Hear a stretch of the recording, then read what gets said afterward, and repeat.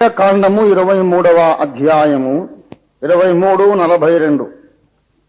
నేను ఐగుప్తు దేశములో నుండి ఇశ్రాయేలీయులను రప్పించినప్పుడు వారిని పర్ణశాలలో నివసింపజేసితినని మీ జనులు ఎరుగునట్లు 7 దినములు మీరు పర్ణశాలల్లో నివసింపవలెను. ఇశ్రాయేలీయులలో పుట్టిన వారందరూ పర్ణశాలలలో నివసింపవలెను. నేను మీ దేవుడనైన యెహోవాను. అట్లు మోషే ఇశ్రాయేలీయులకు యెహోవా నియామక కాలములను తెలియజెప్పెను. ప్రభునందు ప్రియులారా, చదవబడిన లేఖన భాగమును మనము గమనించినట్లయితే ఇశ్రాయేలులో పుట్టిన వారందరూ పర్ణశాలలలో నివసించవలెను అనే ఆజ్ఞ ఇక్కడ మనకు కనబడుతూ ఉంది.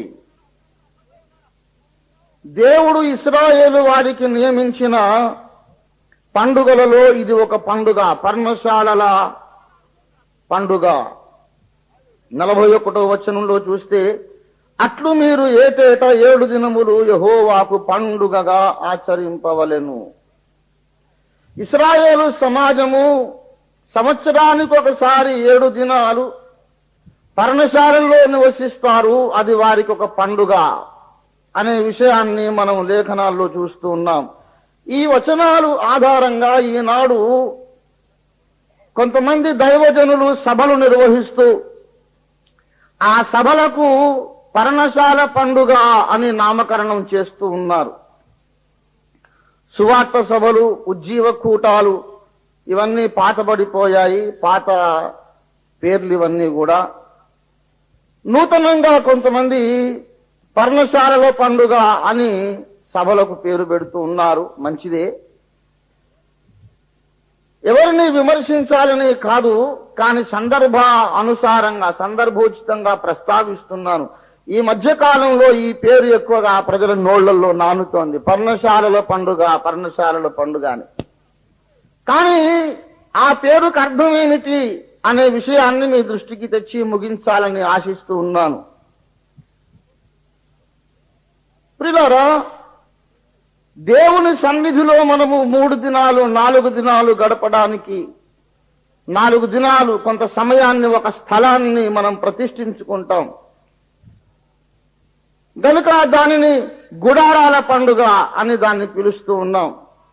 మంచిదే, కాదనలేను. గాని లేఖనములో ఉన్నటువంటి భావము ప్రకారము గుడారాల పండుగ అంటే ఇదేనా, పర్ణశాలల పండుగ అంటే ఇదేనా, దానికి అర్థం ఏమిటి అనే విషయాన్ని మనం ఈ రాత్రి గ్రహించడానికి పరిశుద్ధాత్మ సహాయంతో మనం ప్రయత్నం చేద్దాం. ప్రియులారా, అసలు మనము చేసుకుంటున్నటువంటి ఈ పండుగ లేఖనానుసారముగా అది పర్ణశాల పండుగ అవునో కాదో మనం అర్థం చేసుకోవాలంటే ఆ పేరు యొక్క పూర్వాపరాలను మనం ఆలోచన చేయాలి. లేఖనం ఏమి చెప్పుచున్నది? మామూలుగా ఒక స్థలములో, ఒక గ్రౌండ్లో 4 దినాలు సభలు పెట్టుకోవడం పర్ణశాల పండుగ అవుతుందా? లేక మనం ఏదన్నా గొప్ప సందేశాన్ని అక్కడ మిస్ అయిపోతున్నామా, మనం దాన్ని మిస్ చేసుకుంటున్నామా, నష్టపోతున్నామా? కానీ అసలు దేవుడు పాటించమన్న గుడారాల పండుగను ప్రతి క్రైస్తవుడు పాటించాలి. దేవుడు మన కొరకు నియమించినటువంటి ఆ పర్ణశాలల పండుగనే ఆనందాన్ని మనం పోగొట్టుకోవద్దు అనే ప్రభువు నాలో ఉంచిన ప్రేమను బట్టి, భారాన్ని బట్టి మాట్లాడుతున్నాను. ఇంతకు పర్ణశాలల పండుగ అంటే ఏమిటి? ప్రియులారా, బైబిలులోని విజ్ఞాన సర్వస్వమంతటిని తనలో ఇముడ్చుకున్నటువంటి అంశము ఈ 23వ అధ్యాయములో రాయబడి ఉన్నది. లేవియా కాండము 23వ అధ్యాయములో దేవుడు 7 పండుగలను ఇశ్రాయేలీయుల కొరకు నియమించాడు. అంశము లోతుల్లోనికి వెళ్ళక ముందు కొద్దిసేపు ఉపోద్ఘాతం, పరిచయ వాక్యాలు చెబుతాను ఈ అంశాన్ని గురించి. మనము ఆఖరి పండుగను గురించి మాట్లాడుకుంటున్నాం.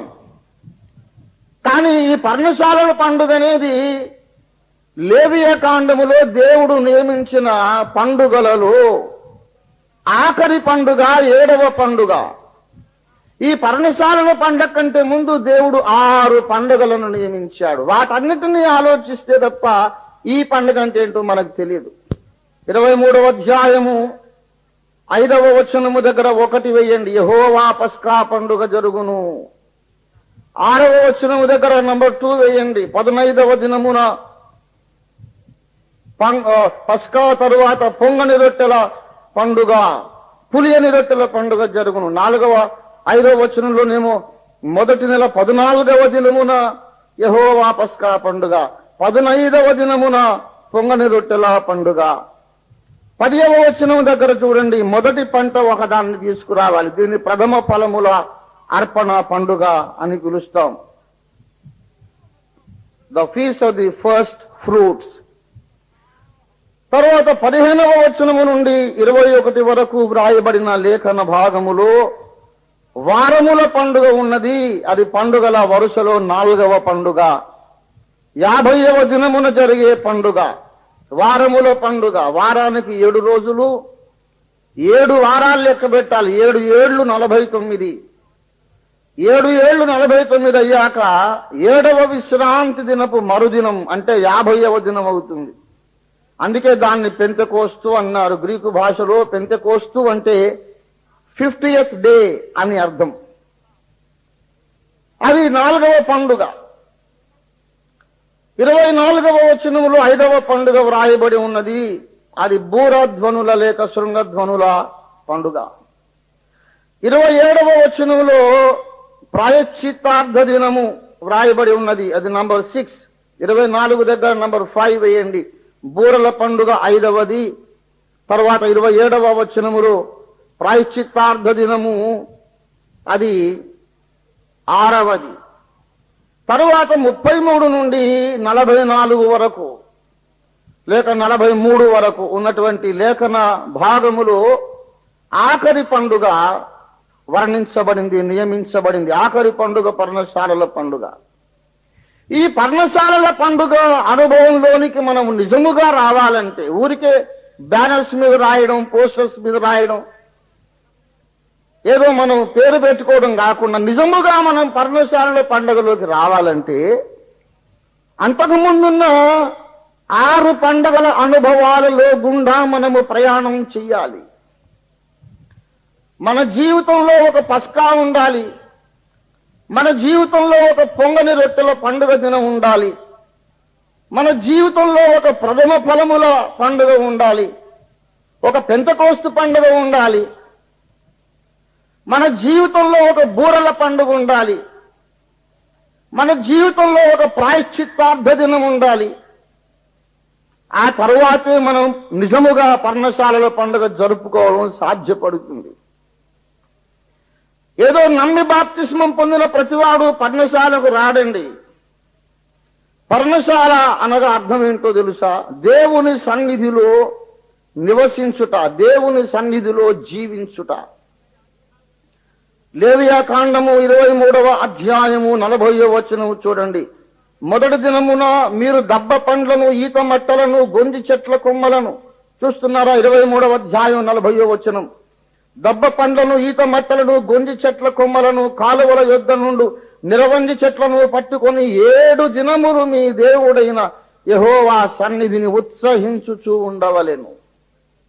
ఇశ్రాయేలీయులు సంవత్సరానికి ఒకసారి తమ ఊరు, ఇండ్లు, పొలాలు, వ్యాపారాలు అన్ని వదిలేసి ఊరు విడిచి అడవుల్లోకి వెళ్ళిపోవాలి. పర్ణశాల ఆకులములతో ఒక విశాలమైన మైదానంలోనూ ఎక్కడో ఒక చోట కుటుంబానికి ఒక్కొక్కడు ఒక్కొక్కటి పర్ణశాలలు కట్టుకోవాలి. 7 దినములు ఆ పర్ణశాలలో ఉండాలి. ఏం పని చేయకూడదు. 7 రోజులు విశ్రాంతి. జీవనోపాధి అయిన ఏ పని కూడా చెయ్యకూడదు. 36వ వచనం చూడండి. 7 దినములు మీరు యెహోవాకు హోమము చేయవలెను. 8వ దినమున మీరు పరిశుద్ధ సంఘముగా కూడవలెను. ఆ 8వ దినమున యెహోవాకు హోమార్పణము చేయవలను, అది మీకు వ్రత దినముగా ఉండును. అందులో మీరు జీవనోపాధి అయిన ఏ పని చేయకూడదు. సాధారణంగా మిగతా పండుగలన్నీ కూడా ఒక్కొక్క విశ్రాంతి దినం. పస్కా ఒక విశ్రాంతి దినం, పొంగలి రొట్టెలు ఒక విశ్రాంతి దినం, అలా. కానీ ఈ 7 రోజులు కూడా విశ్రాంతి అనుభవించే ఒక పండుగ పర్ణశాలల పండుగ. ఏ పని చేయకూడదు, బరువులు మోయకూడదు. మరి ఏం చేయాలి? 7 దినములు, మొదటి దినం విశ్రాంతి దినము, ఆఖరి దినం విశ్రాంతి దినం అన్నాడు. మరి మధ్యలో కూడా ఏం చేయాలి? 6 రోజులు. 6 రోజులు కూడా అట్టే బరువైన పనులు చేయకూడదు. మొదటి రోజు సబ్బాతు, ఆఖరి రోజు కూడా విశ్రాంతి దినం. మధ్యలో 6 రోజులు కూడా పెద్ద పని, బరువైన పనులు ఏమి చేయకూడదు. వాళ్ళు దేవుని సన్నిధిలో ఉండాలి. ఒకటే పని చేయాలండి. ఏం చేయాలంటే ఉత్సహించుచుండవలెను, సంబరపడాలి, సంతోషపడాలి. దేవుడు అనుగ్రహించిన రక్షణను బట్టి, నిత్య స్వాస్థ్యమును బట్టి, ఆయన మహిమను బట్టి, ఆయన వాగ్దానములను బట్టి, ఆయన మనకు ఏర్పాటు చేసినటువంటి సకలమైనటువంటి ఆశీర్వాదాలను బట్టి, నిత్య మహిమలను బట్టి ఆనందిస్తూ, మురిసిపోతూ, సంతోషిస్తూ, ఉత్సాహపడుతూ, ఉత్సహిస్తూ ఉండాలంతే. సంతోషపడ్డం తప్ప వేరే పని లేదు. ధర్మశాస్త్రం చదువుకోవచ్చు, స్తుతి పాటలు పాడవచ్చు, దేవుని గూర్చి ధ్యానము చేయవచ్చు, ఒకరితోనొకరు దేవుని గూర్చి మాట్లాడుకోవచ్చు. ఆనందపడడం తప్ప వేరే పని లేదు. ఆ 7 రోజులు 7 రోజులు అయ్యాక మళ్ళీ ఇంటికి వచ్చేసేస్తారు. మళ్ళీ మామూలే, పని పాట, వ్యాపారాలు, వ్యవహారాలు, వ్యవసాయం అన్ని మామూలే. మరలా వచ్చే సంవత్సరం ఇదే తారీఖున మళ్ళీ పొలోమని అందరు లక్షల మంది ఇశ్రాయేలీయులు పర్ణశాలలోకి వెళ్ళిపోతారు. ఈ పర్ణశాలల్లోనికి వెళ్ళిపోవడం దేనిని సూచించుచున్నది? మన ఇంగిత జ్ఞానాన్ని ఉపయోగిద్దాం. దేని సూచిస్తోంది? తమ ఇళ్లలో నుండి, గ్రామాల్లో నుండి లక్షల మంది ఒకేసారి జమ్మంటూ వెళ్ళిపోవడం దేన్ని సూచిస్తోంది? ఏం గుర్తొస్తోంది మీకు? ఒకానొక సమయము రాబోవచ్చున్నది, నూతన నిబంధన ఇశ్రాయేలీయులు కూడా ఇలాగే పొలోమంటూ వెళ్ళిపోతారు ఒకేసారి. కడబూర ధ్వనించినప్పుడు ఆర్భాటముతోనూ, ప్రధాన దూత శబ్దముతోనూ పరలోకము నుండి ప్రభువు దిగి వచ్చును. క్రీస్తునందుండి మృతులైన వారు మొదట లేస్తారు. ఆ మీదట సజీవులమై నిలిచి ఉండే మనము కూడా వారితో కూడా ఏకముగా మేఘముల మీద కూర్చుండి ప్రభువును ఎదుర్కోవడానికి ఆకాశ మండలమునకు కొనిపోబడుదుము. పిల్లరో, క్రీస్తు సంఘము భూలోకమును వదిలి తమ ప్రియమైన భర్తను, పెండ్లి కుమారుణ్ణి ఎదుర్కోవడానికి ఈ లోకమును వదిలి మధ్యాకాశానికి, అక్కడి నుండి తండ్రి ఇంటికి వెళ్ళిపోయే ఆ శుభ సందర్భమునకు ముంగురుతూ సూచన ఈ పర్ణశాలల పండుగ. అది అసలు సిసలైన పర్ణశాలల పండుగ. ఈ 7 పండుగలు కూడా యేసులో మనకున్న 7 ఆశీర్వాదాలకు సూచనలు. 7 పండుగలు కూడా యేసులో మనకున్న 7 ఆనందాలకు సూచనలు. కొలస్సీ పత్రిక 2వ అధ్యాయము 16వ వచనంలో ఇలాగన్నాడు, కాబట్టి మీరు అన్నపానముల విషయములోనైనను, పండుగ, అమావాస్య, విశ్రాంతి దినము అను వాటి విషయములోనైనను మీకు తీర్పు తీర్చను ఎవనికిని అవకాశమియ్యకుడి. ఏమంటున్నాడు పరిశుద్ధాత్మ దేవుడు అక్కడ?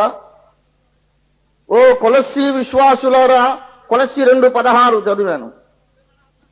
అన్నపానముల విషయంలో గాని, పండుగల విషయంలో గాని, విశ్రాంతి దినము విషయంలో గాని, అమావాస్య అనే దాని విషయంలో గాని మీకు తీర్పు తీర్చడానికి, మీరు తప్పు చేశారని నింద మోపడానికి ఎవరికి అవకాశం ఇవ్వకండి అన్నాడు. అంటే అర్థం ఏంటి? ఇవన్నీ మీరు చాలా ఖచ్చితంగా పాటించండి, జాగ్రత్తగా పాటించండి అని అర్థమా? విశ్రాంతి దినము విషయంలో తీర్పు తీర్చడానికి ఎవరికి అవకాశం ఇవ్వద్దు అంటే జాగ్రత్తగా విశ్రాంతిని పాటించండి అని అర్థమా? ఆ తరువాతి సెంటెన్స్ చదువుకుంటే దానికి అర్థం ఏంటో మనకు బోధపడుతుంది. ఈ 4 విషయాలలో ఎవరు తీర్పు తీర్చడానికి మీరు అవకాశం ఇవ్వకండి. ఇవి ఛాయయే. ఇది ఛాయయే గాని నిజ స్వరూపము క్రీస్తులో ఉన్నది. అన్నపానములు ఒక ఛాయ, అన్నపానములు ఒక ఛాయ. యేసు ప్రభు అన్నాడు, నిజమైన ఆహారము నేనే, జీవాహారము నేనే. నా శరీరము నిజమైన ఆహారమును, నా రక్తము నిజమైన పానమునై ఉన్నది. ప్రియులారా, భుజించదగిన పవిత్ర జంతువులు ధర్మశాస్త్రంలో చెప్పబడ్డాయి. భుజించకూడని అపవిత్ర జంతువులు ధర్మశాస్త్రంలో చెప్పబడ్డాయి. అవన్నీ కూడా ఒక నీడ అన్నాడు. పవిత్ర జంతువులన్నీ ఎవరికి సూచన అంటే మనకు జీవాహారమైన యేసయ్యకు సూచన అని అర్థం చేసుకోవాలి. అపవిత్ర జంతువులు దేనికి సూచన అంటే మనకు ఆహారము కానటువంటి, మనము తినకూడనటువంటి ఇతర వ్యక్తులు, శక్తులు, సిద్ధాంతములు, వ్యవస్థలు, మనకు రక్షణనివ్వలేనటువంటి ఆచార వ్యవహారములు, ఇవన్నీ మనము తినకూడని అపవిత్ర జంతువులు. అవి మన ఆకలి తీర్చలేవు. ప్రపంచంలో ఎన్ని సిద్ధాంతాలైనా ఉండనివ్వండి, ఎన్ని ఆరాధనా పద్ధతులు, పూజా పద్ధతులు, భక్తి మార్గములు ఎన్నైనా ఉండనివ్వండి, అవి మన దాహాన్ని, ఆకలిని తీర్చలేవు. మన అంతరంగ పురుషునికి నిజంగా ఆకలి తీరాలంటే మన ఆకలి తీర్చి మనల్ని బ్రతికించగలిగిన శక్తి యేసునాథునికి ఒక్కడికే ఉంది. కనుక యేసే మన ఆహారం. అన్నపానములు ఒక నీడ, అసలైన అన్నపానములు యేసు ప్రభువే. యేసులోనే ఉన్నాయి అన్నపానాలు. అలాగే విశ్రాంతి దినం, వారానికి ఒక్క రోజు విశ్రాంతి పొందాలి. కానీ యేసు ప్రభు అన్నాడు, వారానికి ఒక్క రోజు కాదు, ప్రయాసపడి భారము మోసుకొనుచున్న సమస్త జనులారా నా దగ్గరికి రండి, నేను మీకు విశ్రాంతినిస్తాను. వారానికి ఒక్క రోజు కాదు, వారమునకు 7 రోజులు, సంవత్సరానికి 365 రోజులు, నీ జీవిత కాలమంతా విశ్రాంతి. ప్రభునందు ప్రియులారా, చాలా మంది బైబిల్ను ప్రేమిస్తున్న సహోదరులకు కూడా ఈ విషయం అర్థం కాలేదు. ఎంతసేపటికి వాళ్ళు పాత నిబంధనకి వెళ్ళి సెవెంత్ డే అడ్వెంటిస్టు సోదరులు, వారు మంచి సహోదరులు, ప్రభువును ప్రేమిస్తున్నారు. ఈ సెవెంత్ డే అడ్వెంటిస్ట్ సంఘము యొక్క స్థాపకురాలు ఎల్ఎన్జి వైట్ అమ్మగారు. ఎల్ఎన్జి వైట్ అమ్మగారు రాసినటువంటి గ్రంథం ద గ్రేట్ కాంట్రవర్సీ దాదాపు 20 సార్లు పైగా చదివి ఉంటాను నేను. చాలా అంతలావాటి ఉద్గ్రంథం అది, బహు బృహత్తరమైనటువంటి గ్రంథం, చాలా మంచి గ్రంథం. అందులో ఎంతో ఇన్ఫర్మేషన్ దొరుకుతుంది. మీకు ఎప్పటికైనా దొరికితే చదవండి. అలాగే in the footprints of Jesus, యేసు ప్రభు యొక్క అడుగుజాడలు అనే గ్రంథం రాసింది అమ్మగారు. చాలా మంచి గ్రంథం. నేను ఎన్నో విషయాలు ఆ గ్రంథంలో నుండి నేర్చుకున్నాను. గనక నేను మునిపే చెప్పినట్లు, తరచూ చెబుతున్నట్లు, దుష్ట డినామినేషన్ అనేది ఏది లేదు. దుష్ట బోధలు ఉన్నాయి కానీ దుష్ట డినామినేషన్ లేదు.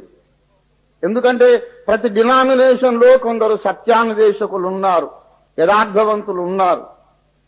సెవెంత్ డే అడ్వెంటిస్ట్ సహోదరులు చెబుతున్న వాదాన్ని నేను బాగా పరిశీలించాను. ఎంతసేపటికి పాత నిబంధనకి వెళ్ళి ఈ 7వ దినము విశ్రాంతి దినముగా పాటించవలేను, 4వ ఆజ్ఞ అది, ఇది మీకు యుగ యుగములకు నిత్య నిబంధన, నిత్య నిబంధన అని ఆ వచనాలన్నీ చదువుతారు. నిత్య నిబంధన అని ఉంది కనుక మనం ఇప్పటికీ పాటించాలండి. అది నిత్యమైంది కదా, మరి మధ్యలో ఆగిపోయిందని బైబిల్లో ఎక్కడుంది? మధ్యలో అయిపోతే నిత్యమైంది ఎలాగైంది అని వాదిస్తారన్నమాట. ఈ వాదానికి మళ్ళీ ప్రతివాదం నేను సింహనాదం అనే గ్రంథంలో రాశాను.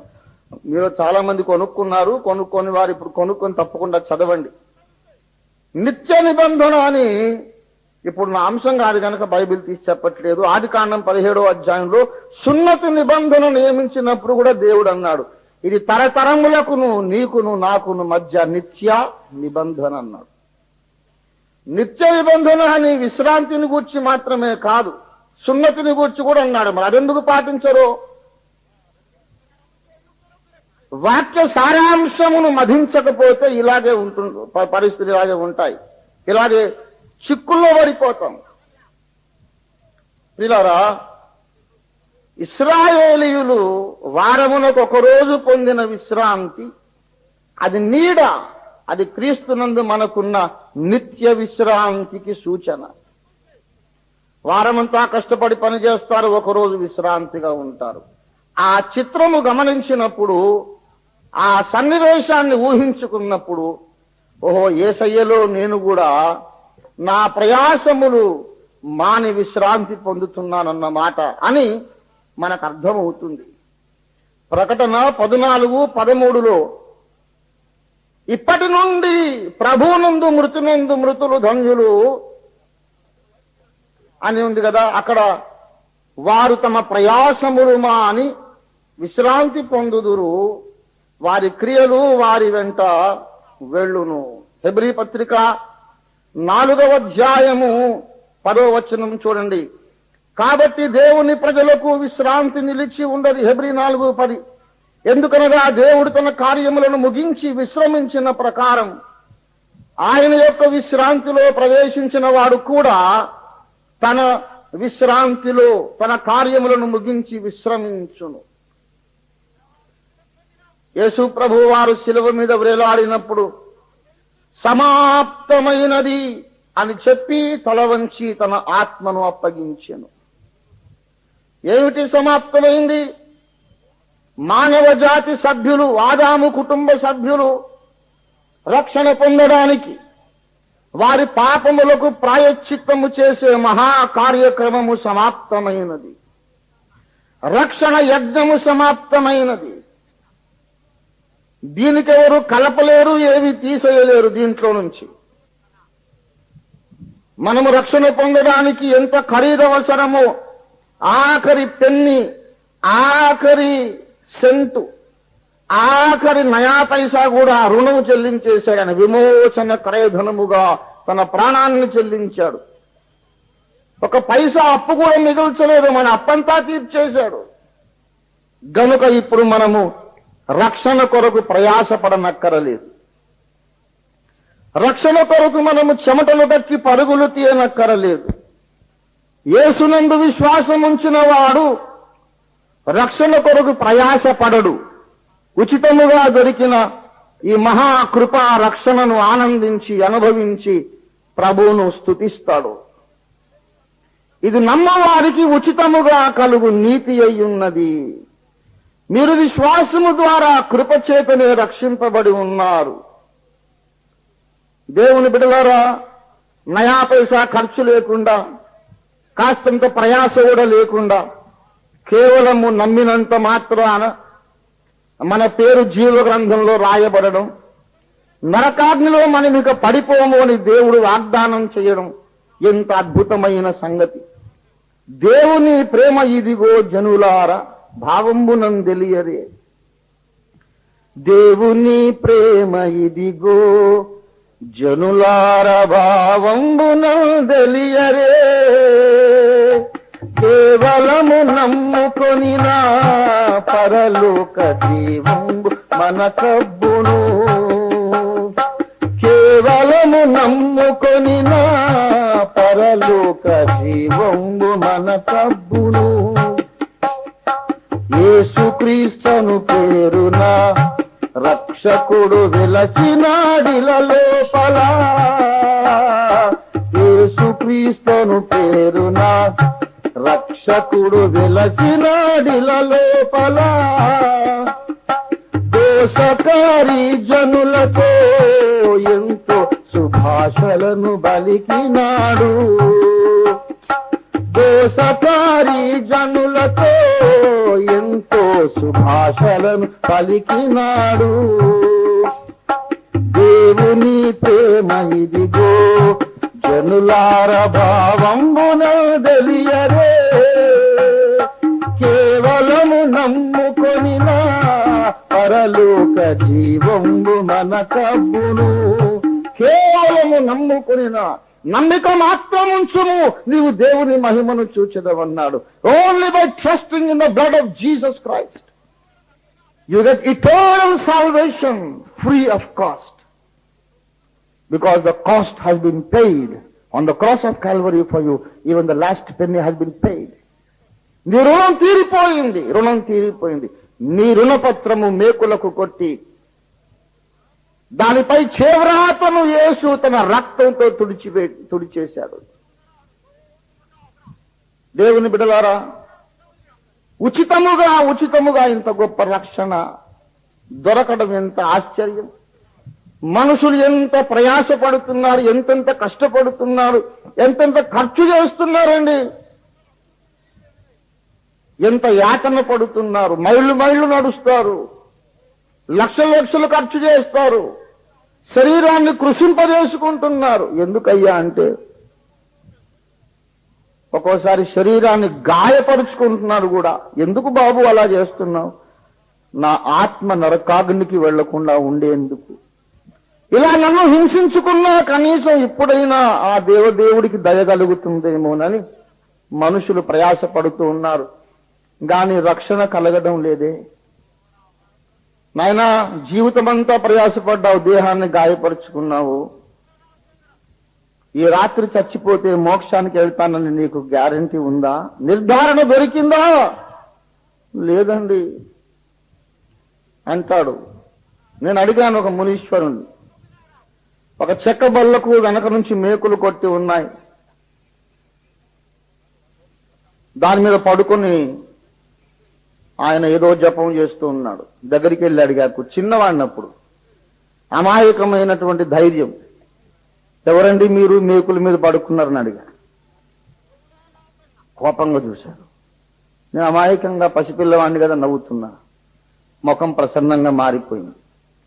బాబు, నేను తపస్సు చేస్తున్నాను, ఇలాగ నువ్వు పిలవడం తప్పు నాయనా అన్నాడు. నాకు తెలిసింది కాదు అప్పుడు తపస్సు అంటే ఏంటో తెలియదు. చిన్నప్పుడు చాలా విచిత్రమైన అనుభవం అండి. చాలా పసిపిల్లవాడిగా ఉన్నప్పుడు ఆకాశం ఇలాగ వంగి అక్కడెక్కడో భూమికి తాకినట్టుగా కనిపించింది.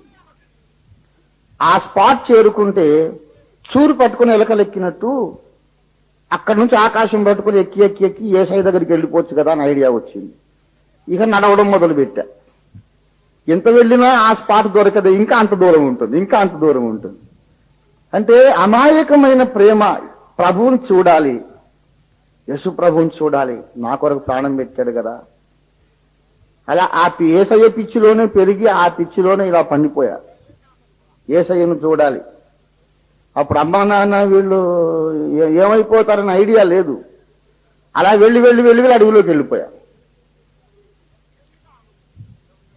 ఒక ఆయన ఎవరో తెల్లటి బట్టలు వేసుకుని సైకిల్ మీద వచ్చాడు అక్కడికి.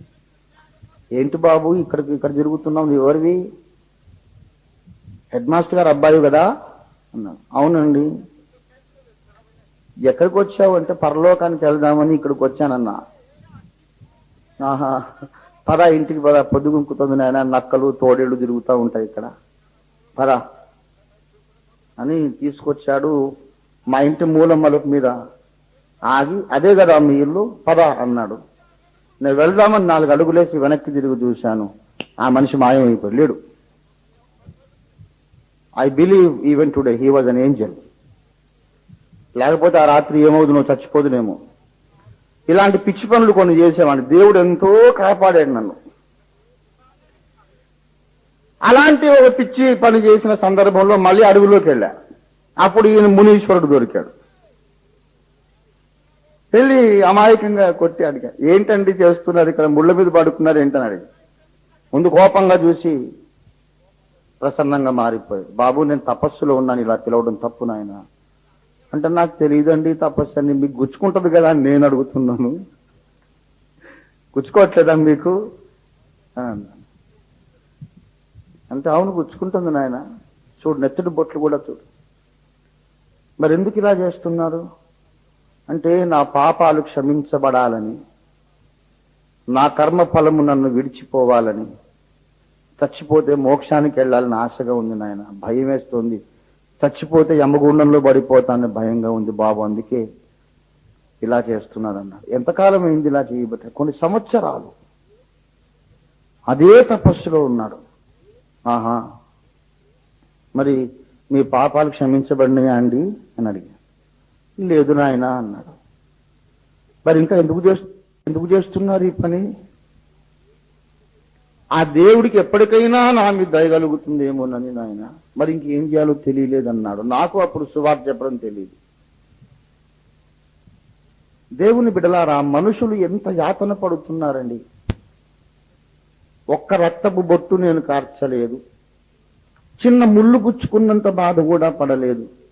నా బాధంతా యేసయ్య పడ్డాడు, ఉచితముగా నాకు రక్షణ ఇచ్చాడు. దేవుని స్తోత్రం కలుగునుగాక. ఈనాడు నేను చెప్పగలను ఏమిటంటే, నేను వెడలిపోయి క్రీస్తుతో కూడా ఉంట గొప్ప భాగ్యము. యేసుతో కూడా ఉండాలని నాకు ఆశ ఉన్నది. ఒకవేళ ఈ రాత్రి ప్రభువు నన్ను పిలుచుకుంటే నేను ప్రభువుతో ఉంటానని నేను చెప్పగలను. ఎంత ఖర్చు పెట్టాను, ఎంత కష్టపడ్డాను, ఎంత కృషి చేశాను ఈ నిర్ధారణ సంపాదించుకోవడానికి. ఏమీ కష్టపడలేదండి. శ్రమంతా ఆయన పడ్డాడు, ఆనందమంతా నాకు ఇచ్చాడు. దేవునికి స్తోత్రం కలుగునుగా. రక్షణ నాకు ఉచితంగా ఇచ్చాడు గనుక ఆయనలో విశ్రాంతి పొంది ఎంత మహద్భాగ్యం ఇచ్చావు యేసయ్యా, నీకు వందనాలు వందనాలు వందనాలని స్తుతించడం తప్ప ఇంకో పని మిగల్లేదు నాకు. అదే విశ్రాంతి. ఈ విశ్రాంతికి సూచనగా ఇశ్రాయేలీయులు వారానికి ఒక్క రోజు రెస్ట్ తీసుకున్నారు. అది ఛాయ, ఇది నిజం. ఇది నిజం. కొత్త నిబంధనకు వచ్చాక ఇంకా ఛాయలో ఉంటానంటారేమిటండి? నిజ స్వరూపం వచ్చాక నీకు ఛాయ ఎందుకు? ఇది ఛాయయే అనే కొత్త నిబంధనలు ఒక్క మాట లేకపోతే నేను వాళ్ళ సెవెంత్ అడ్వెంటిస్ట్ అయి ఉండేవాడిని. ఎస్, బైబిల్ నిండా ఉంది ఇది నిబంధన, ఇది నిత్య నిబంధన అన్ని అన్నాక ఆఖరణ పౌలన్న వచ్చి చెప్తారు, నేర్పరియైన శిల్పకారుని వలె పునాది వేయుటకు దేవుని చేత నియమించబడిన పౌలన్న గారు వచ్చి అన్నాడు ఏంటంటే, అదంతా నీడరా బాబు, అసలు విశ్రాంతి యేసులో ఉందన్నాడు. దేవునికి స్తోత్రం కలుగునుగా. ఆ ఒక్క మాటే లేకపోతే నేను బైబిల్ చదివా 114 సార్లు, నాకు తెలుసు నిత్య నిబంధన అని ఉందని. I would have been a Seventh-day Adventist if Colossians 2:16 was not written in the Bible. ఆ ఒక్క వచనం మిగతా వచనాలన్నిటినీ కొట్టి పారవేయలేదు గాని మిగతా వచనాలను వివరిస్తోంది. దేవునికి స్తోత్రం కలుగును గాక.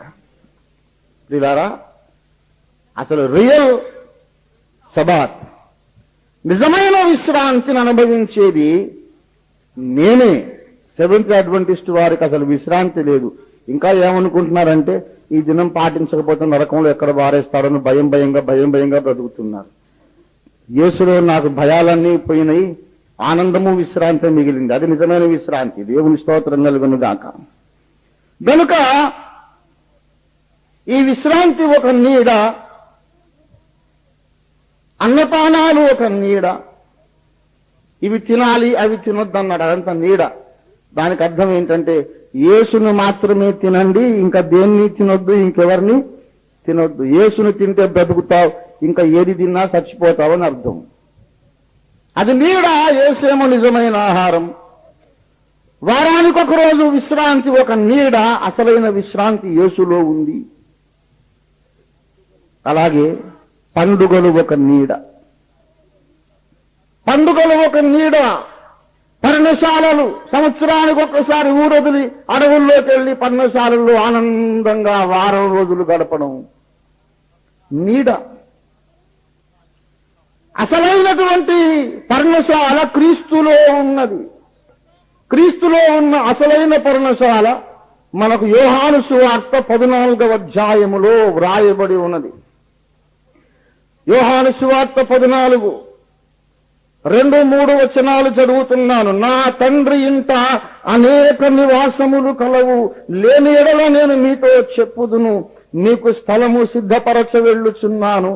నేను వెళ్ళి మీకు స్థలము సిద్ధపరచిన ఎడల నేనుండు స్థలములో మీరును ఉండులాగున మరలా వచ్చి నా యొద్ద ఉండుటకు మిమ్మను తీసుకొని పోవుదును.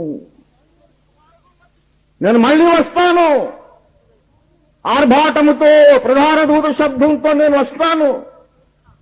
ఆనాటికి మీరు చనిపోయినా బ్రతికి ఉన్నా మిమ్మల్ని తీసుకెళ్లిపోతాను. చనిపోతే మీకు పునరుద్ధాన శరీరాలు ఇచ్చి తీసుకుపోతాను. బ్రతికి ఉంటే మీ దేహాలు మహిమదేహంగా మార్చి తీసుకెళ్లిపోతాను. సదాకాలం మీరు నాతో ఉంటారు. నేనుండు చోటున మీరు నాతో ఉంటారు. నేను ఎక్కడ ఉంటానో ఈ విశ్వ రాజధాని నగరంలో, అక్కడ మీరు నాతో ఉంటారు. కాగా మనము సదాకాలము ప్రభుతో కూడా ఉంటాం. ఇది క్రైస్తవ నిరీక్షణ. ఇది అసలు సిసలైన గుడారాల పండుగ. ఇది అసలు సిసలైన పర్ణశాల పండుగ. ప్రియులారా, పర్ణశాల పండుగను మనము నిర్ణయించి ఆచరించడం కాదు. కడబూరం రోగినప్పుడు అసలైన పర్ణశాల పండుగ వస్తుంది. కానీ మన ప్రయత్నంతో మనము కూడా చేయగలిగే పర్ణశాల పండుగ ఒకటి ఉన్నది. బాగా గమనించండి దయచేసి. సత్యానికి అసత్యానికి, తప్పుకు ఒప్పుకు మధ్యలో ఉండే విభజన రేఖ చాలా సున్నితమైనది, చాలా సన్ననిది. అందరికీ అర్థం కాదు. చత్వారం వస్తే అసలు కనిపించదు ఆ లైన్. తప్పే ఒప్పు, ఒప్పే తప్పులాగా కనిపిస్తుంది. చాలా నిశితమైన దృష్టి ఉండాలి. అందుకే గమనించండి జాగ్రత్తగా. మనము పూనుకొని చేయగలిగే ఒక పర్ణశాల కూడా ఉంది. ఈ విషయం మీకు అర్థమయ్యేలాగా చెప్పాలంటే నేను మీకు ఇంకొక విషయం చెప్పాలి. ఈ పండుగలన్నిటికీ 2 విధముల నెరవేర్పులున్నవి. ఈ పండుగలకు 2 విధముల నెరవేర్పులున్నవి. ఒకటేమో సార్వత్రిక ప్రపంచవ్యాప్తమైన నెరవేర్పు, రెండవది విశ్వాసిలో వ్యక్తిగత నెరవేర్పు. ఈ 2 జరిగినప్పుడే పండుగ నెరవేరినట్లు చెప్పుకోవచ్చు. ఉదాహరణకు పస్కా ఉంది. పస్కాకు చరిత్రలో ఒక నెరవేర్పు ఉంది, మన బ్రతుకులో కూడా ఒక నెరవేర్పు ఉండాలి.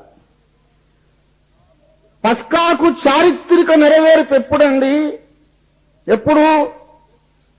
క్రీస్తు అను మన పస్కా పశువు కల్వరి శిలువ మీద వధింపబడినప్పుడు అది ప్రపంచమంతటికీ దేవుడు జరిగించిన పస్కా బలి, పస్కా పండుగ.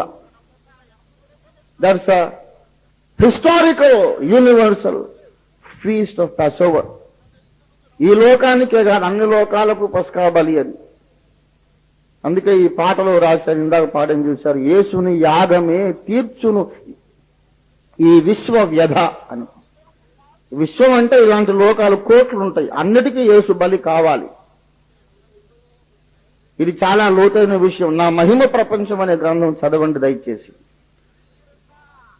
కొలస్సీ 1:16 చెప్పాడు, దేవుడు యేసు యొక్క శిలువ రక్తము చేత సంధి చేసి ఆ రక్తము ద్వారా అన్నిటినీ తనతో సమాధానపరుచుకోవాలనుకున్నట్ట.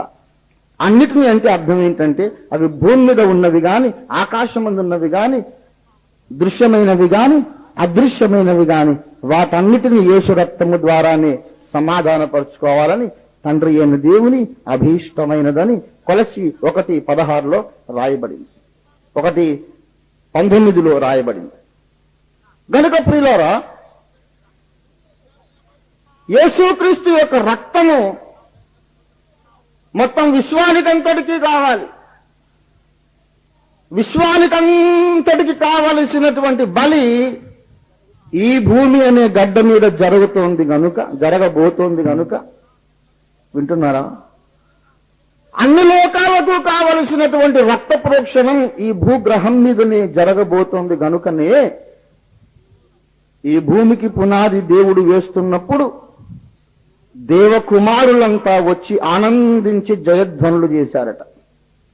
ఈ భూమిని దేవుడు సృష్టిస్తుంటే వాళ్ళకి సంబరం ఎందుకో, ఎందుకంటే వాళ్ళకందరికీ అవసరమైన బలి జరపడానికి యజ్ఞవేదిక దేవుడు కట్టుచున్నాడు. అందుచేత సకల విశ్వమునకు కావలసిన యాగమును దేవుడు కల్వరి శిలువలో 2000 ఏండ్ల క్రిందట చేశాడు. అయితే సర్వలోకము కొరకు కూడా ఆయన రక్తమును కార్చాడు కదా. అయినా కొంతమంది నరకానికి ఎందుకు వెళుతున్నారో. యేసు ప్రభువు వారు శిలువ మీద మరణించినప్పుడు ఎంతమంది కోసం మరణించాడు? ఎవరి కోసం? ఇదిగో లోక పాపములు మోసుకొని పోవు దేవుని గొర్రె పిల్ల. ఆయన అందరి కొరకును విమోచన క్రయధనముగా తన ప్రాణమును అర్పించెను. అందరి కొరకు యేసు మరణించాడు కదా. అందరూ పరలోకానికి ఎందుకు వెళ్ళరు? నరకానికి ఎందుకు కొంతమంది వెళ్లాల్సి వస్తోంది? ఆ నరకానికి వెళుతున్న వాళ్ళ పాపాల కోసం యేసు రక్తం కార్చబడలేదా? వాళ్ళ పాపాలు కడగడానికి యేసు రక్తానికి శక్తి లేదా? ఈ కొద్ది మందిని కడిగేసరికి ఆ పవర్ అయిపోయిందా? ఎందుకు యేసు రక్తము వాళ్ళను కడగలేకపోతుంది, రక్షించలేకపోతుంది? అందరి కోసం ఆయన మరణించాడుగా. ఎందుకంటే అందరి కోసం ఆయన వధించబడినప్పుడు సార్వత్రిక పస్కా పండుగ జరిగింది. కానీ ఇతడు ఆ రక్తమునందు విశ్వాసముంచి, ఆ రక్తమును ఆశ్రయించి, యేసయ్యా నీవు నా కోసం మరణించావని నమ్ముతున్న లోకమంతా నాకు అనవసరం. You have died for me personally, only for me.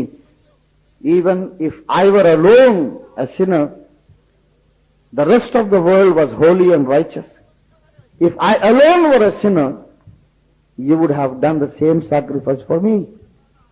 లోకమంతా మంచోళ్ళు నీతిమంతులై నేనొక్కడినే పాపాత్మునైనా నా ఒక్కడి కోసమైనా యేసయ్య అంత త్యాగం చేసేవాడే. నా కోసం మరణించాడు. ప్రజల కోసం, లోకం కోసం అని నమ్మినంత కాలం రక్షణ కలగదు. అందరి కోసం చచ్చిపోతే నీకేం లాభం? అందరి సంగతి ఊసెత్తకండి. యేసు నా పాపము కొరకు నా కోసం నన్ను కాపాడడానికే నువ్వు శిలువ మీద బలయ్యావు. నీవు ఆ శిలువ నుండి యేసును తీసేస్తే మరుక్షణం మనం అగ్నిజ్వాలలో ఉంటాం. నీకోసం వ్యక్తిగతంగా నువ్వు నమ్మాలన్నమాట. అది నీ జీవితంలో పస్కా పండుగ అవుతుంది. పస్కా గొర్రె పిల్లను కోశారు, ఆ రక్తం తెచ్చి ద్వారబంధాల మీద పూశారు. అప్పుడే కత్తి దాటిపోతుంది దేవుని ఖడ్గం. పస్కా బలి పశువు వధింపబడిందేమో 2000 ఏండ్ల క్రిందట. ఆ రక్తాన్ని తెచ్చి నా నెత్తిని నేను పూసుకున్నదేమో 65వ సంవత్సరంలో 1965లో. అది నాకు పస్కా పండుగ. ప్రభునందు ప్రియులారా, సార్వత్రిక పస్కా, వ్యక్తిగత పస్కా ఎలాగైతే ఉందో అలాగే పెంతెకోస్తు పండుగ విషయం కూడా అంతే. అందరి కొరకును రక్తమును ప్రోక్షించాడు. కానీ ఆ రక్తాన్ని మనం తీసుకునేదాకా మనకు రక్షణ కలుగదు. అలాగే సర్వ శరీరుల మీద నా ఆత్మను కుమ్మరించదనని పెంతెకోస్తు పండగ దినం అప్పుడు ఆత్మను కుమ్మరించాడు. కానీ అందరూ పరిశుద్ధాత్మను పొందలేదు. పరిశుద్ధాత్మ అభిషేకము లేని క్రైస్తవులు సంఘములలో చాలా మంది ఉన్నారు. వాళ్ళు ఏమనుకుంటున్నారంటే, అందరి కోసము ఆత్మనిచ్చాడు కదా, నాకు ఆటోమేటిక్ గా నా లోపలికి వచ్చేసింది, నా మీదకి వచ్చేసింది అనుకుంటున్నారు. ఒప్పుకుంటున్నాను, అందరి కొరకును ఆత్మను కుమ్మరించాడు. అంత మాత్రాన నీ మీదకి ఆత్మ వచ్చాడనుకోవడానికి నీకు అధికారం లేదు. ఎందుకో చెబుతున్నా. అందరి కోసము రక్తము చిందింపబడిన ఆ రక్తాన్ని మీరు అంగీకరించండి అని నువ్వు అన్యులకు సువార్త చెబుతున్నావు కదా. అలాగే విశ్వాసులకు నేను సువార్త చెబుతున్నా. అందరి కొరకును ఆత్మ దిగి వచ్చాడు గాని నీవు అడిగి పొందేదాకా నీ మీదికి పరిశుద్ధాత్మ రాదు. వాళ్ళు అడిగేదాకా రక్తం వాళ్ళ మీదికి రాదు.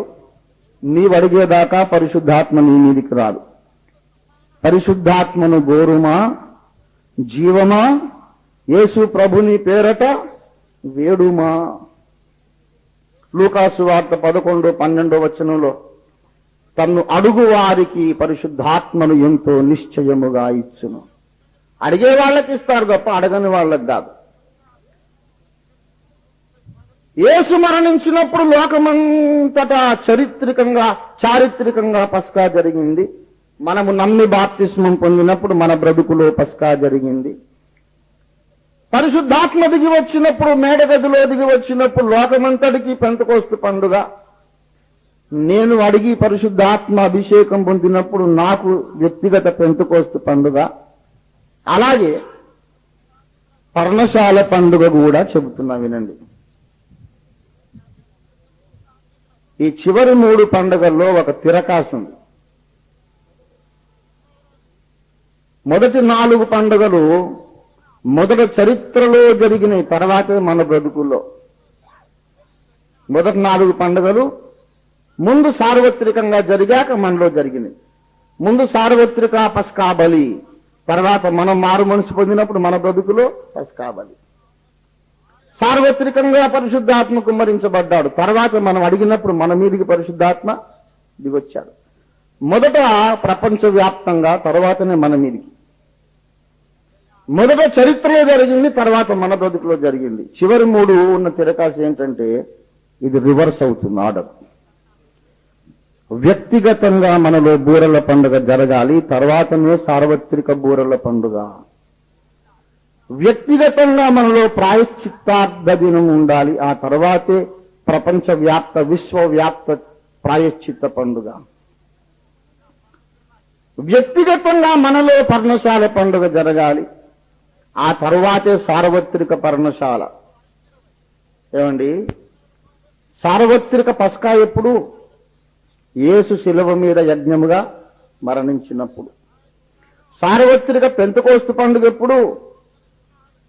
మేడగదిలో యేసు పరిశుద్ధాత్మను కుమ్మరించినప్పుడు కదా. సార్వత్రిక పర్ణశాలలు ఎప్పుడు? యేసు మధ్యాకాశానికి వచ్చి మనందరినీ తీసుకొని వెళ్ళిపోయేటప్పుడు. మరి వ్యక్తిగత పర్ణశాల ఎప్పుడు? ముందు మన ఇంట్లోకి యేసు రావాలి, ముందు మన ఇంట్లోకి రావాలి, తర్వాత మనం ఆ ఇంట్లోకి వెళతాం. నేనుండు చోట మీరుండు లాగున అన్నాడు, అది సార్వత్రిక పర్ణశాల పండుగ. యేసు ఉండు చోట మనం వెళ్ళి ఉండక ముందు మనమున్న చోట ఆయన వచ్చి ఉండాలి. అదే మమ్రే దగ్గర అబ్రహాము గుడారములో ఉన్నటువంటి పర్ణశాల అనుభవం. బిలాము దగ్గరికి ప్రతి రాత్రి దేవుడు వచ్చి పిచ్చాపాటి మాట్లాడుకొని వెళ్ళడం. ప్రత్యక్ష గుడారములో మోషే ప్రార్థన చేసేటప్పుడు మేఘములో దేవుడు దిగి వచ్చి మోషేతో సహవాసం చేయడం. దేవుడు ఉన్న చోట మనం వెళ్ళి ఉండాలంటే అంతకంటే ముందు మనమున్న చోట ఆయన వచ్చి మనతో నివాసం ఉండాలి. తండ్రి కుమార పరిశుద్ధాత్మ త్రియేక దేవుడు త్రికముగానే త్రిత్వముగానే మనమున్న ఊరిలోకి, మన వాడకు, మన వీధికి, మన ఇంటిలోనికి వచ్చి మనతో నివసించి సంచరించాలి. ఎండవేళ మమ్రే దగ్గర సింధూర వనములో అబ్రహాము తన గుడారపు ద్వారమందు కూర్చొని ఉండగా యెహోవా అతనికి కనబడెను. కనులెత్తి చూచినప్పుడు 3 మనుష్యులు అతనికి కనబడిరి. వచ్చారు, కాళ్ళు కడుక్కోమంటే కడుక్కున్నారు, రొట్టెలు చపాతీలు మాంసం ఫ్రై పెడితే తిన్నారు, నీళ్లు తాగారు, చెట్టు కింద కూర్చున్నారు. ఏంటి అబ్రహాం, ఏంటి సంగతులు? మనుష్యుడు తన స్నేహితునితో మాట్లాడినట్లు మాట్లాడారు. ఈ 3 వ్యక్తులు వచ్చి మన ఇంట్లో కూడా ఉంటారని యోహాను 14వ అధ్యాయంలో వాగ్దానం చేశారు. యోహాను 14వ అధ్యాయం 23. మేము బహువచనం వాడాడు. మేము వాని యొద్దకు వచ్చి వాని యొద్ద నివాసము చేతుము. మేమంటే నేనును నా తండ్రియు వచ్చి. అంతకంటే ముందే 17వ వచనములో ఆయన మీతో కూడా నివసించును, మీలో ఉండును. 14:17లో పరిశుద్ధాత్మ వచ్చి మీలో ఉండును, మీతో ఉండును. ఆ తర్వాత 23వ వచనంలో తండ్రి వచ్చును, కుమారుడు వచ్చును. చూసారా? యోహాను 14వ అధ్యాయం 17వ వచనంలో పరిశుద్ధాత్మ వచ్చి విశ్వాసితో నివసించును. తర్వాత మనము యేసయ్య మాటలు విన్నప్పుడు తండ్రి వచ్చును, యేసు కూడా వచ్చును. అంటే తండ్రి, కుమార, పరిశుద్ధాత్మలు వచ్చి మనతో నివాసం ఉంటారు, మనకు కనిపిస్తారు, మనతో మాట్లాడతారు. నాతో మాట్లాడారు. అనుభవం లేని వాడికి ఈ విషయాలు తెలియదు. ఆత్మానుభవము లేని వాడు ప్రకృతి సంబంధి దేవుని ఆత్మ విషయములు అంగీకరింపడు. అవి అతనికి వెర్రితనముగా ఉన్నవి. I speak to God the father separately, God the Son, I address him separately, and I address God the Holy Spirit separately. ప్రార్థనా గదిలోకి ముగ్గురు వస్తారండి. తండ్రి అయిన దేవుణ్ణి స్తుతించే విధానం వేరు, కుమారుని స్తుతించే విధానం వేరు, పరిశుద్ధాత్మతో మాట్లాడే విధానం వేరు. తెలియకపోతే తెలుసుకోండి దయచేసి. మీ ప్రార్థనా జీవితం ఒక మెట్టు పైకెక్కుతుంది. తండ్రితో ఏమని మాట్లాడతారండి? తండ్రి, నీవు సిలువలో నా కొరకు బలైనందుకు నీకు వందనాలు అనగలరా? అంటారా? తండ్రి బలయ్యాడా? తండ్రిని ఏమని స్తుతించాలి? తండ్రి, నీవు నన్ను ప్రేమించి నీ కుమారుణ్ణి నా కొరకు రక్షకునిగా పంపినందుకు నీకు వందనాలు. కుమారుణ్ణి ఏమని స్తుతించాలి? తండ్రి పంపినందువలన మాత్రమే గాక నీ అంతటా నీవే నన్ను ప్రేమించి, ఎవరి బలవంతము చేతనో కాక నీ సొంత ప్రేమ బలవంతము చేతనే నా కొరకు బలి అయినందుకు దైవ కుమారుడా నీకు స్తుతి ఆరాధన అని ఆరాధించాలి. పరిశుద్ధాత్మ దేవుణ్ణి ఏమని స్తుతిస్తావు? ఏమని స్తుతిస్తాం?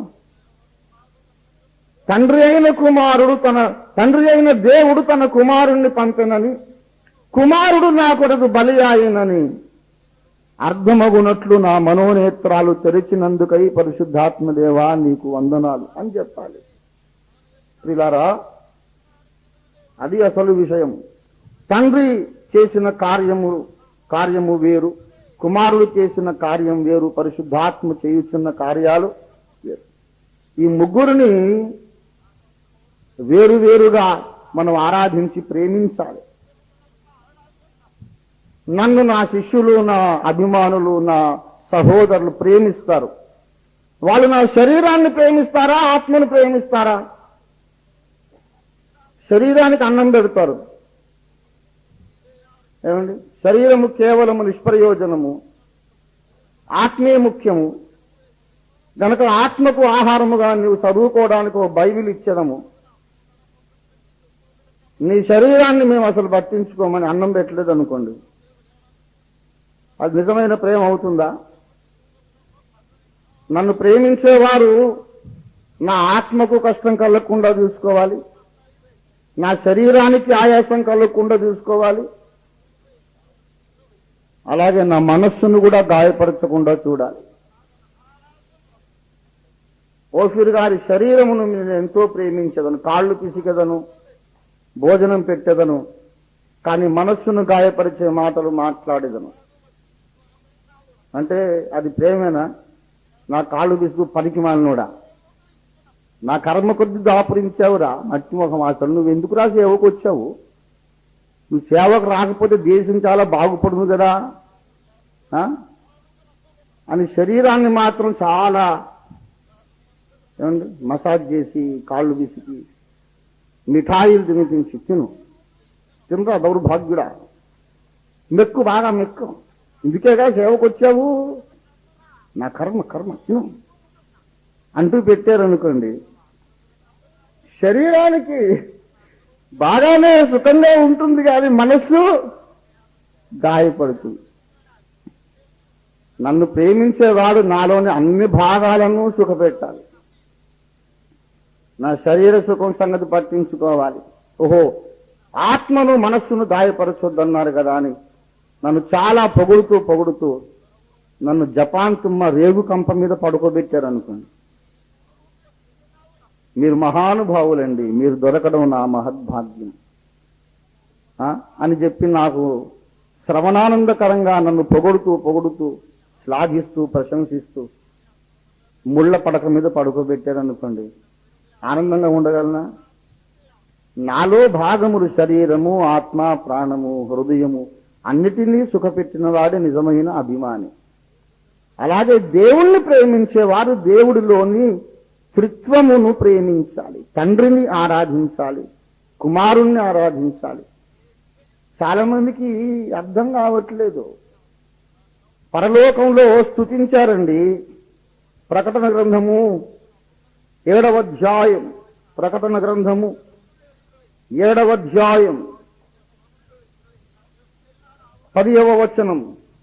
వారు తెల్లని వస్త్రములు ధరించుకున్న వారై ఖర్జూర మట్టలు చేతబెట్టుకుని సింహాసనము ఎదుటను గొర్రెపిల్ల ఎదుటను నిలువబడి, సింహాసనాసీనుడైన మా దేవునికి గొర్రెపిల్లకును మా రక్షణ కొరకై స్తోత్రమని మహాశబ్దముతో ఎలుగెత్తి చెప్పింది. ఎవరెవరికి స్తోత్రము? ఏమండి? తండ్రికిని కుమారునికిని స్తోత్రం, ఇద్దరికిని ఆరాధన. అందుకే పరిశుద్ధ పరిశుద్ధ పరిశుద్ధ ప్రభువా, వరదూతలైనా నిన్ను వర్ణింపగల అనే పాటలో భక్తుడు అద్భుతంగా త్రిత్వాన్ని స్తుతించాడు. పరిశుద్ధ జన కూడా పరమాత్మ రూపుడా, నిరూపమ బల బుద్ధి నీతి ప్రభావ అన్నాడు. కుమారుడి గారికి వచ్చేసరికి పరిశుద్ధ తనయుడ నరరూపధారుడ, నరులను రక్షించు కరుణా సముద్ర. పరిశుద్ధాత్మనే ఉన్నాడు. పరిశుద్ధ మగునాత్మ వరమూలిడునాత్మ పరమానంద ప్రేమ భక్తుల కిడుమా. ఎవరి వ్యవహారం, ఎవరి అకౌంటు, ఎవరి సెక్షన్ వాళ్ళదే. పరిశుద్ధ దేవుని గురించిన జ్ఞానం అనే గ్రంథం చదవండి. కొంతమంది ఒకసారి చదివేసి అటక మీద పెట్టేసి మళ్ళీ ప్రశ్నలు అడుగుతున్నారు. అందులోనే రాశాను కదా తమ్ముడు అంటే, రాయలేదన్నా, నాకు తగలలేదు. మళ్ళీ చదువు నాయన. నా పుస్తకములలో డౌట్ వచ్చిందని ఎవరైనా అన్నారంటే నాకు గ్యారంటీగా తెలుసు అతను నా పుస్తకం చదవలేదు. ఎందుకంటే రావడానికి అవకాశం ఉన్న డౌట్లు ముందే ఆలోచించుకొని అందులో రాశాను. కొంతమంది యుగాంతంలో డౌట్ వచ్చిందంట. డౌట్ అంటే ఏం లేదు, దానికి అర్థం ఏంటంటే నువ్వు రాసిన విషయం నాకు నచ్చలేదు బాబు అని అర్థం. దాన్ని ఆయన కొంచెం తీయగా షుగర్ కోటింగ్ పెట్టి డౌట్ అంటున్నాడు. యుగాంతంలో నాకు డౌట్ వచ్చింది. నిమ్రోదు నెఫీల్ అని ఎలా తెలుసు? అసలు నేను అది మొత్తం దాని మీద కొన్ని పేజీలు రాశాను కదా బాబు. దాంట్లో రాయలేదండి, బుక్ తీసుకురా అని ఆ పేజీ తీసి చూపించింది. ఇక్కడ ఉంది కదా అంటే, ఉందే, నాకు కనిపించలేదండి. చత్వారం వచ్చిందా? ఆ సెలెక్టివ్గా పేజీల వరకే చత్వారం వచ్చిందా? దయచేసి నేను అమెరికాకి వెళ్ళినప్పుడు కూడా నాకు కొంతమంది చెప్పారు, నీ పుస్తకం మేము 25సారి చదువుతున్నాం బాబు అని. అవి రీసెర్చ్ గ్రంథాలు, అవి అలా అవలీలగా ఏదో చదువు పారేయటం కాదు. బ్రతుకాలం మీకు కంపానియన్గా ఉంటుంది. మీరు కొనుక్కున్న పుస్తకాలు ఇంకెవరికి ఇయకండి. పుస్తకం విత్తం పరహస్తగతం గత. కరెన్సీ నోట్లు దాచిపెట్టుకున్నట్టు దాచిపెట్టుకోవాలి. అది పరిశుద్ధ దేవుని గూర్చిన జ్ఞానంలో త్రిత్వాన్ని వివరించాను. ఆ త్రిత్వం వచ్చి మన ఇంట్లో ఉండడమే వ్యక్తిగత పర్ణశాల. త్రిత్వదేవునితో మన ఇంట్లో సహవాసం చేస్తేనే అప్పుడు కడబూరం రోగినప్పుడు ఆ త్రిత్వదేవుడు ఉండు చోటికి మనం వెళతాం. నేనుండు చోట మీరుండులాగున రావడం, అది సార్వత్రిక పర్ణశాల అంటున్నాడు ఆయన. యేసు ఉండు చోటున, తండ్రి అయిన దేవుడు ఉండు చోటున మనం వెళ్ళి అక్కడ యుగయుగములు నివసించడం, అది సార్వత్రిక పర్ణశాల. అందులో మనం ఉండాలంటే ఈ భూమి మీదనే మనము పర్ణశాల అనుభవించాలంటే త్రిత్వం వచ్చి మన ఇంట్లో ఉండటం. నాతో కొన్నిసార్లు తండ్రి అయిన దేవుడు వేరుగా మాట్లాడతాం, గుర్తుపడతాను. దేవుడు మాట్లాడడం, దేవుని స్వరము గుర్తించడం వేరు, ఆ స్వరము తండ్రిగా కుమారునిగా గుర్తించడం వేరు. నాకు తెలుస్తుంది దేవుని కృపను బట్టి, కుమారుడా అని తీయగా మాట్లాడతాడు. ఒక్కోసారి ఓ తండ్రి మాట్లాడుతున్నాడని తెలుస్తుంది. నేను నేను పిలిచినప్పుడు ఏం అప్పగించాను, నువ్వు చేస్తున్నది ఏంటి అన్నాడు మొన్నసారి. పరిశుద్ధాత్మ దేవుడు, తండ్రి కాదు కుమారుడు కాదు, పరిశుద్ధాత్మ మాట్లాడుతున్నాడు. ఇదేనా నన్ను చూసి నువ్వు నేర్చుకున్నావు అన్నాడు మెల్లిగా ఒకసారి. కుమారుడైన దేవుడు. తెలుస్తుందండి, ఆయనతో నడవాలి.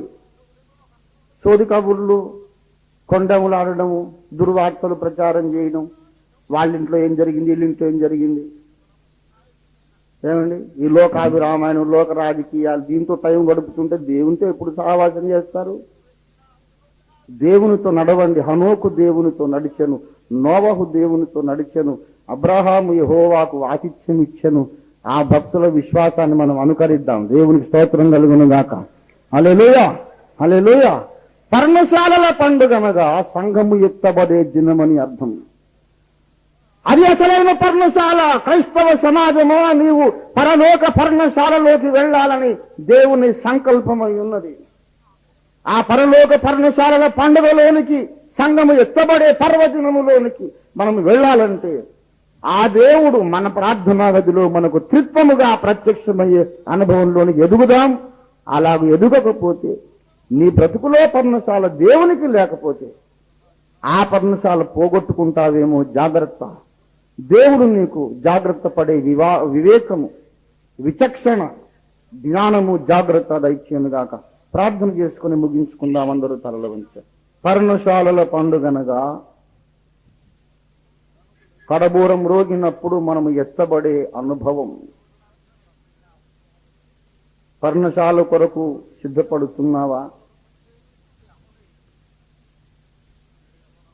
పర్ణశాల కొరకు నీవు యోగ్యుడివేనా? త్రిత్వదేవుడు నీకు తెలుసా?